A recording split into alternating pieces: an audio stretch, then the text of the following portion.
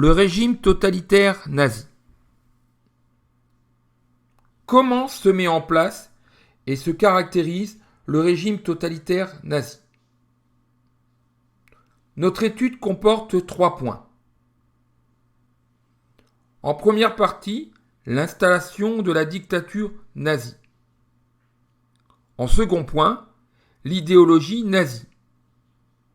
Et enfin, nous terminerons par un État totalitaire. Pour commencer, voyons l'installation de la dictature nazie. À partir de 1929, la République allemande est touchée par une crise économique qui provoque une forte augmentation du chômage. 4,8 millions de chômeurs sont recensés en 1933 en Allemagne. Adolf Hitler, chef du petit parti politique nazi, accuse le traité de Versailles, les Juifs et la République allemande d'être responsables de la situation. Le parti nazi remporte des victoires aux élections. Le 30 janvier 1933, Hitler est nommé chancelier, c'est-à-dire Premier ministre, par le président Hindenburg. Dès ce moment, Hitler fait interdire tous les partis politiques autres que le parti nazi et parvient à obtenir les pleins pouvoirs. À la mort d'Hindenburg en 1934, il devient le seul chef de l'Allemagne et se proclame Reichsführer. L'idéologie nazie.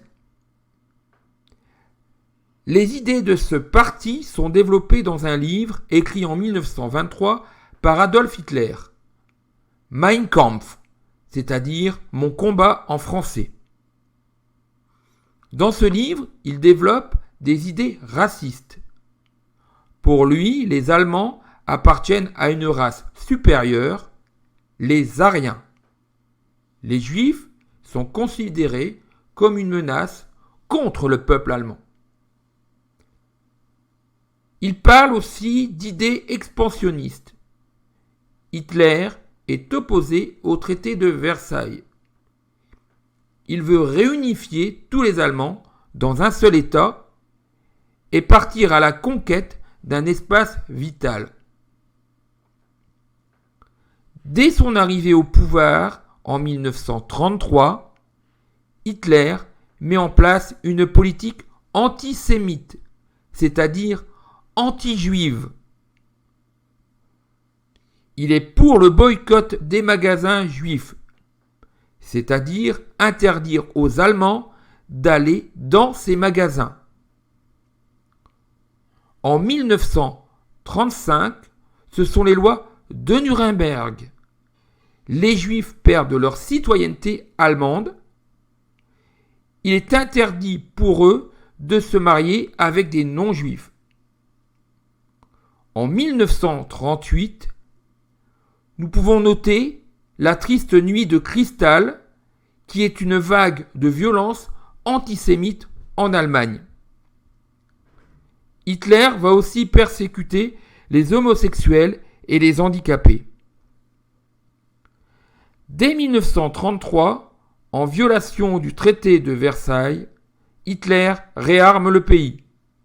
Il se prépare à une politique expansionniste, c'est-à-dire guerrière. Troisième point, un État totalitaire. L'emblème du parti nazi est la croix gammée. Celle-ci devient un emblème national. On peut la voir sur le drapeau allemand. L'État nazi cherche à embrigader la société. Les jeunes sont enrôlés dans les jeunesses hitlériennes. Il n'y a qu'un seul syndicat, le Front du Travail. Les Allemands doivent participer à de grandes cérémonies, comme lors du congrès de Nuremberg en 1935, où se développe un culte de la personnalité autour d'Hitler. La propagande. l'État contrôle tous les médias, la presse, la radio, le cinéma. Des publications sont interdites. Les livres qui déplaisent aux nazis sont brûlés. Ce sont les autodafés. La terreur. Le régime nazi utilise la violence. La police politique, c'est-à-dire la Gestapo et les SS, le service d'ordre du parti nazi, pourchassent les opposants politiques.